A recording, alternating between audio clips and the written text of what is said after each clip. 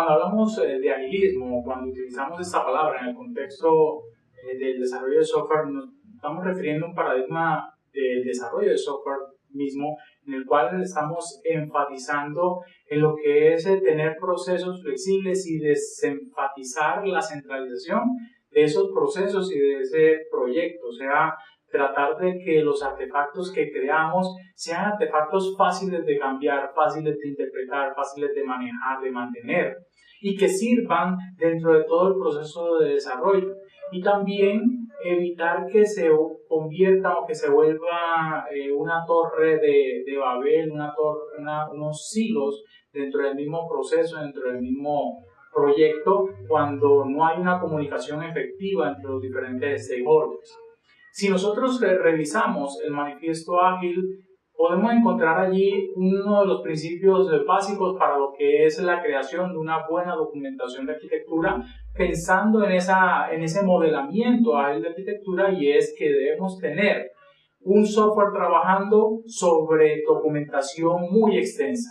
Esto quiere decir que es mucho más importante tener decisiones ya implementadas en el software, o sea, un software ya funcional, que pasarnos la vida o pasarnos las primeras etapas del desarrollo de software tratando de documentar al máximo la arquitectura del producto y gastar mucho tiempo y gastar muchos recursos en el tema de documentación cuando el producto todavía no ha sido ni empezado siquiera.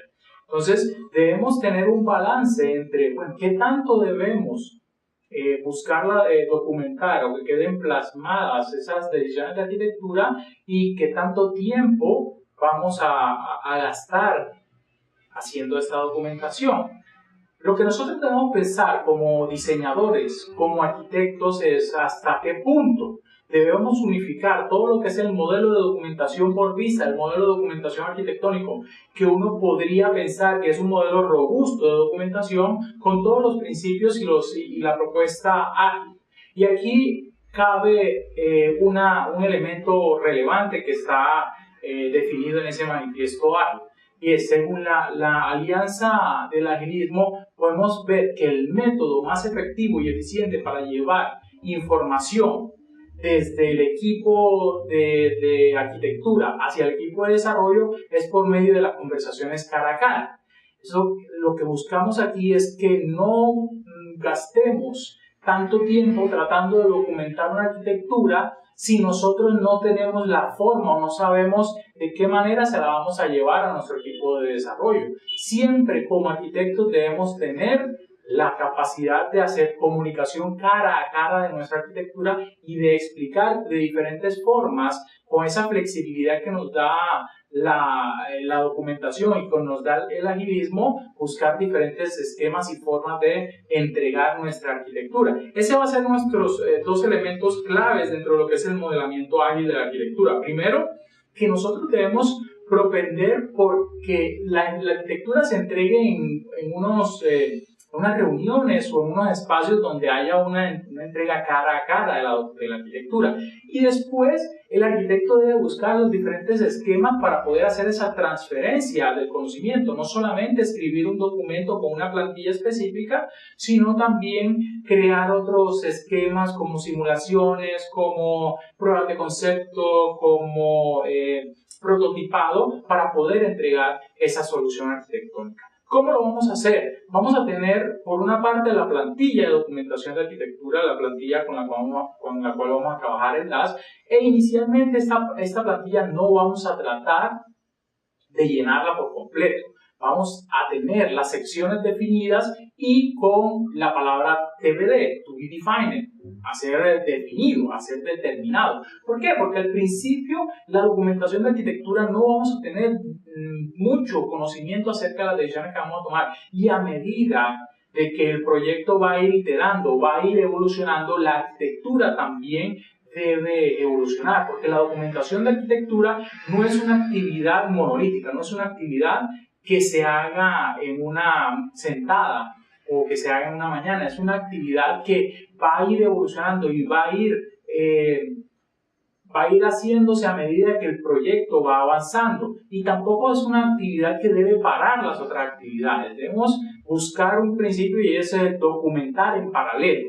¿Esto qué busca? Que nosotros, en la medida de que vayamos tomando decisiones de arquitectura y transmitiendo esas decisiones de arquitectura, también vamos documentando las decisiones de arquitectura que vamos transmitiendo. No es una actividad al revés, en el cual todo el mundo debe parar de trabajar para esperar al arquitecto a que haga un documento de arquitectura y después entregue un documento de arquitectura que a la postre puede que no sirva para nada, o que los desarrolladores, con el afán y con la necesidad de entrega que hay de los productos y que las iteraciones van corriendo, pues necesitan tomar las decisiones y ellos no esperarían al documento que está haciendo el arquitecto, sino que van a tomar las decisiones como quieren. Lo que buscamos es que se documente justamente lo que es necesario, ni más ni menos. ¿Para qué? Para continuar con la siguiente etapa, para continuar con el siguiente proceso, que es hacer el diseño detallado, hacer la implementación y las pruebas, y después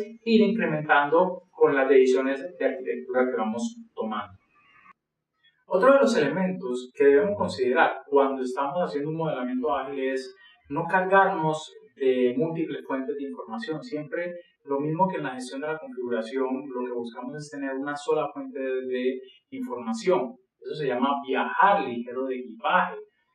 Si yo tengo un documento de requerimientos, ¿por qué razón tengo que volver a documentar los requerimientos en el documento de arquitectura? No, solamente debo tener la información necesaria para el proyecto, para el producto, en el mejor artefacto para poder guardar esa información. Si manejamos un documento de requerimientos, pues allá van a estar los requerimientos. Si manejamos un documento de arquitectura, no necesitamos plasmar los requerimientos en el documento de arquitectura ni los atributos de calidad en el documento de arquitectura. Por más que las plantillas que uno encuentra en Fractional Unified Process, que uno encuentra en el SEI, en el Views and Beyond, o cualquier otra plantilla que se puedan encontrar en internet, diga que allí hay una sección de requerimientos, ya uno debe tener la madurez dentro del proceso para poder seleccionar o para poder escoger el mejor artefacto para documentar sus temas, sus elementos del proceso de desarrollo. Cuando nosotros estamos haciendo documentación de arquitectura, debemos tratar de registrar la información la menor cantidad de veces posible, no tratar de duplicar información. ¿Por qué razón? Porque al momento de estar duplicando la información, tenemos que controlar mayor cantidad de elementos, mayor cantidad de ítems de configuración al momento de hacer un cambio.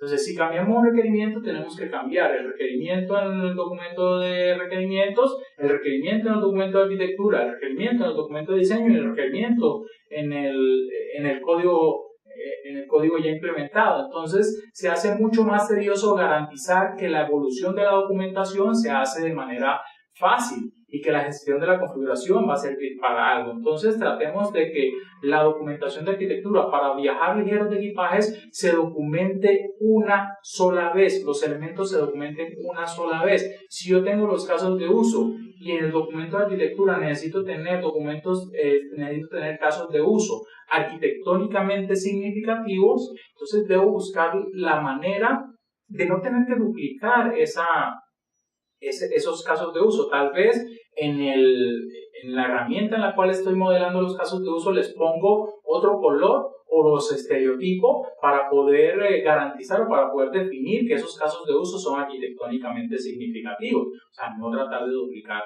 la implementación. No tener copias de la documentación también nos permite ser ligeros y ser flexibles en la documentación de arquitectura. El no tener copias es precisamente lo que les decía, tratar de generar pistas, más no copias de la documentación. Si yo necesito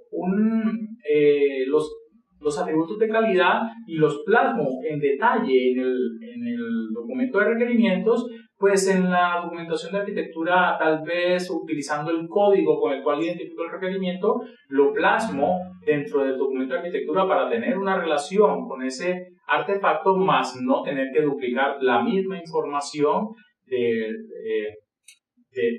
se plasma del atributo de calidad dentro del documento de arquitectura de software. También es muy importante utilizar herramientas que me permitan a mí hacer una relación y hacer generación de la documentación.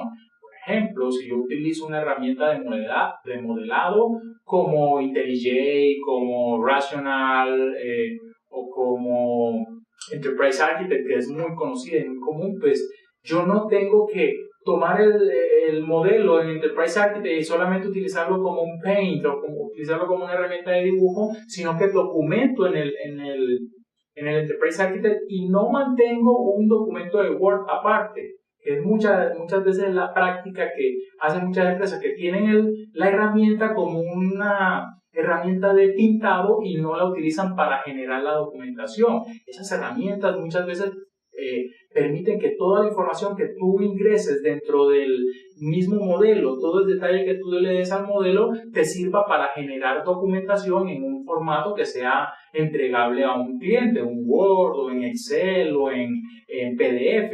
Entonces, no tenemos que mantener esos dos elementos, en el cual tenemos la herramienta con los modelos allí pintados y tenemos una cantidad de documentos de Word que lo que van a hacer es repetir lo mismo que tenemos en la documentación, en la documentación gráfica, en el modelo y en la herramienta. También una práctica muy importante, y yo lo utilizo mucho, es las wikis.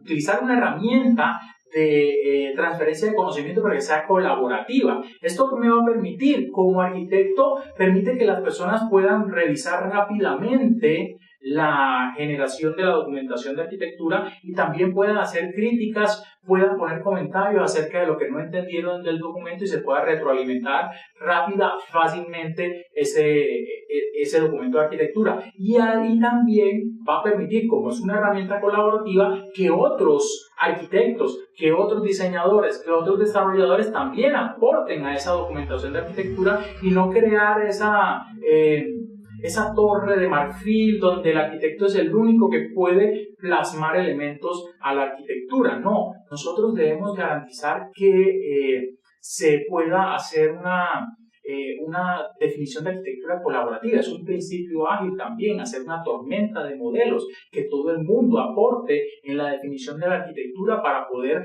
que ahí sí se dé ese principio de la arquitectura evolucionaria, que es que la arquitectura emerja, pero emerja por las necesidades del equipo, no emerja por las definiciones dictatoriales de un solo arquitecto. Y por último, se pueden utilizar también como herramientas las web semánticas, o sea, hay un elemento que es definir la arquitectura, pero también en algún momento yo necesito consultar, revisar algún punto específico de la arquitectura.